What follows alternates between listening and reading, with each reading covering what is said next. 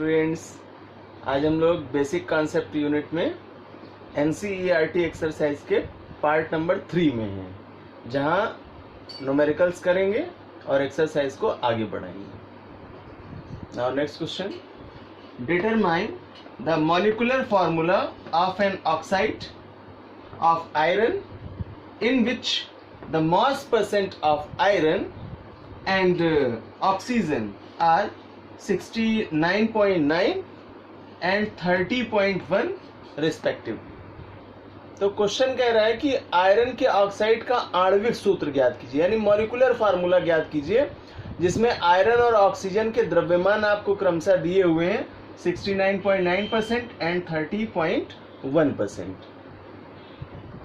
तो जैसा मैंने आपको पिछले यूनिट में जब पढ़ाया है तो मॉलिक्यूलर फार्मूले के लिए कंडीशन बताई थी कि एमएफ हम तब फाइंड आउट कर सकते हैं जब हमें एसएफ मालूम हो या एम्पिरिकल फार्मूला फाइंड आउट हो, देन हम मॉलिक्यूलर फार्मूला फाइंड आउट करेंगे।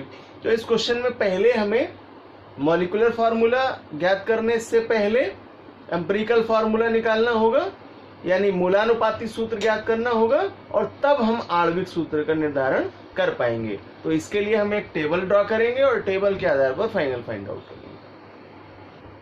तो इस टेबल में 2 एलिमेंट्स हैं, आयरन एंड ऑक्सीजन, जिनके परसेंटेज क्वेश्चन में दे रखे हैं आपको 69.9% एंड 30.1%।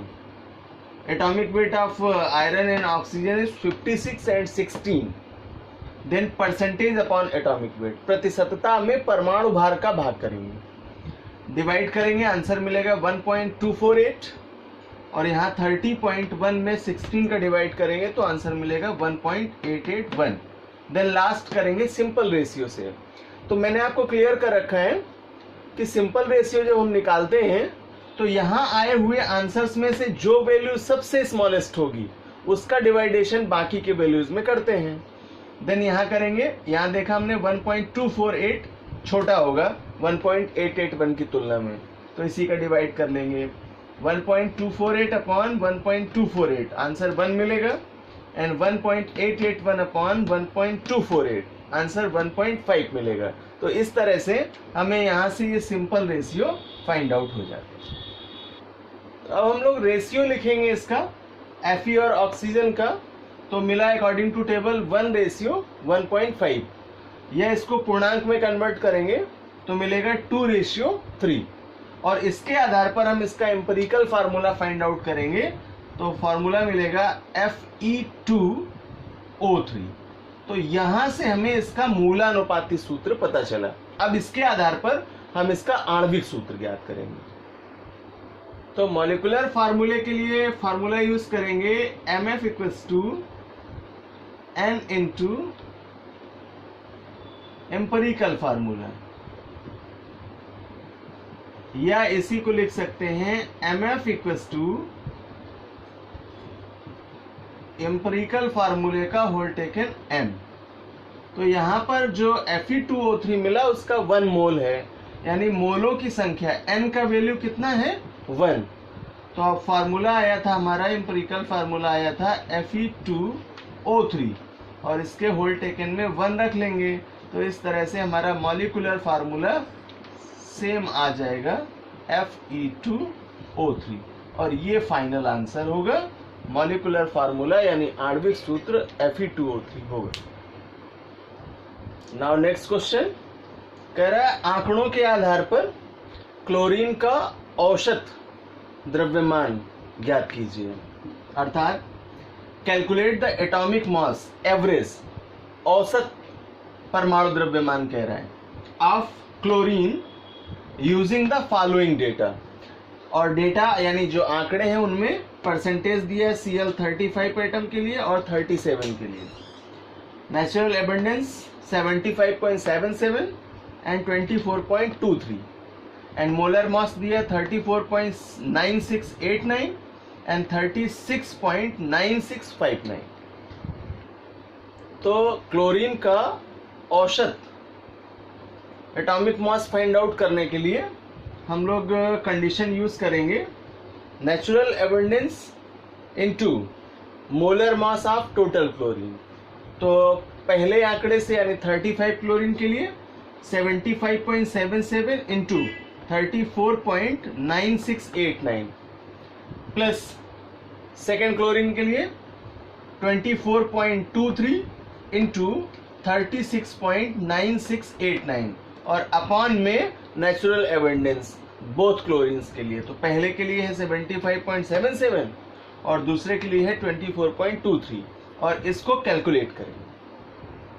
तो इन ब्रैकेट को कैलकुलेट करेंगे तो फर्स्ट ब्रैकेट के लिए आंसर मिलेगा 2649.5936 और सेकेंड ब्रैकेट को कैलकुलेट करेंगे तो आंसर मिलेगा 895.75645 और इन बोथ को प्लस कर देंगे यानी ऐड कर देंगे अपॉन इन दोनों का टोटल करेंगे तो 100 मिलेगा। देन इस कैलकुलेशन को सॉल्व करेंगे तो ऐड करने पर आंसर मिलेगा 3545 plus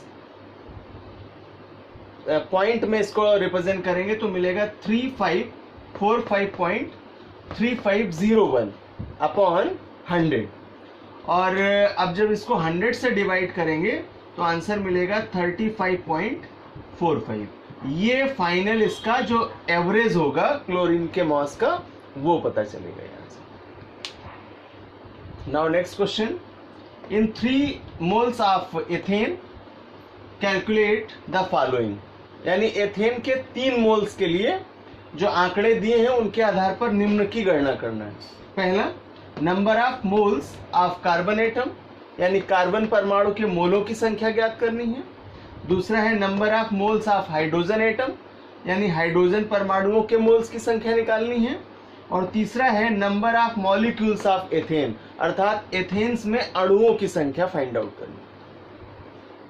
according to formula of ethane C2H6, तो अगर एथेन का 1 मोल हम जज करें तो 1 मोल के लिए जो कार्बन के परमाणुओं की संख्या है यानी जो मोल नंबर्स है कार्बन के लिए वो कितना होगा 2। तो कह रहे हैं 1 mole ethane have 2 mole of carbon, अर्थात 1 मोल एथेन में 2 मोल्स कार्बन के उपस्थित हैं। और आपको क्वेश्चन पूछ रहा है कि 3 मोल्स के लिए क्या होगा, तो 3 मोल एथेन हैव, मल्टीप्लाई करा देंगे इसमें 3 into 2 equals to 6 moles of carbon और ये आपका पहले का फाइनल आंसर हो जाएगा, अर्थात 6 मोल की उपस्थिति होगी। नाउ सेकेंड पार्ट, एथेन के 1 मोल में हाइड्रोजन के 6 मोल की प्रेजेंस है अकॉर्डिंग टू क्वेश्चन, और आपको कह रहा है 3 मोल्स के लिए ज्ञात कीजिए। तो क्या करेंगे, जब हम यहाँ 3 मोल्स के लिए फाइंड आउट करेंगे तो कैलकुलेशन बन जाएगी 6 इंटू 3 मोल्स, देन आंसर मिलेगा 18 मोल्स। तो हाइड्रोजन के 18 मोल्स की उपस्थिति होगी। नाउ फॉर थर्ड पार्ट, अणुओं की संख्या कह रहा है ज्ञात कीजिए।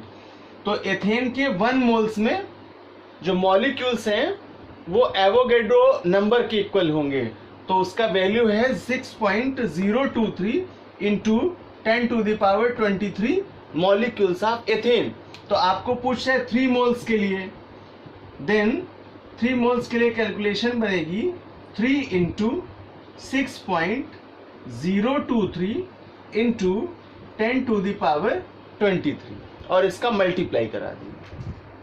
तो यहाँ कैलकुलेशन से आपको मॉलिक्यूल्स का नंबर मिल जाएगा 1.8069 इंटू 10⁻24 मॉलिक्यूल्स।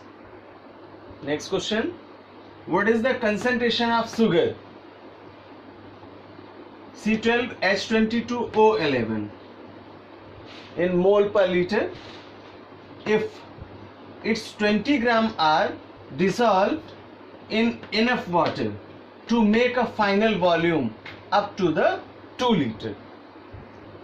तो क्वेश्चन कह रहा है कि यदि 20 ग्राम चीनी को जल की पर्याप्त मात्रा के साथ घोला जाए तो घोलने पर उसका आयतन 2 लीटर हो जाए, तो इस चीनी के विलयन की सांद्रता क्या होगी, कंसंट्रेशन क्या होगी।